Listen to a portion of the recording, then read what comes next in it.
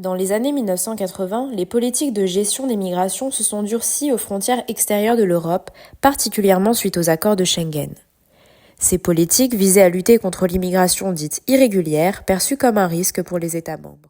En 1987, plusieurs syndicats et organisations de défense des droits humains ont constaté que chaque semaine, plusieurs personnes se voyaient refuser l'entrée en France en se présentant à ses frontières. Nombre d'entre elles, ne parlant pas français et ignorant leurs droits, devaient attendre en zone internationale pendant des heures, voire des jours, sans contact avec l'extérieur et sans accès à une alimentation suffisante, saine ou à des conditions d'hygiène adéquates. Ces organisations ont demandé un cadre légal pour ces zones de transit afin d'y instaurer des garanties juridiques et des voies de recours pour les personnes maintenues dans des situations alors de non-droit. Ce réseau, d'abord appelé Collectif Aéroport, est devenu NANAFE en 1989 avec pour mission d'assurer une présence active dans les zones internationales des aéroports, renommées zones d'attente.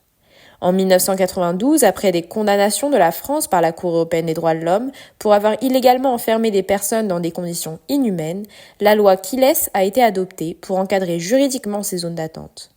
L'ANAFE a alors intensifié son action en obtenant un droit d'accès à ces lieux et en accompagnant les personnes avec des permanences d'abord téléphoniques puis physiques.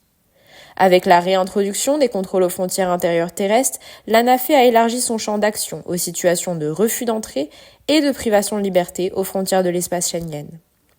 Elle a lancé un projet à la frontière franco-italienne avant de l'étendre quelques années plus tard à la frontière franco-espagnole.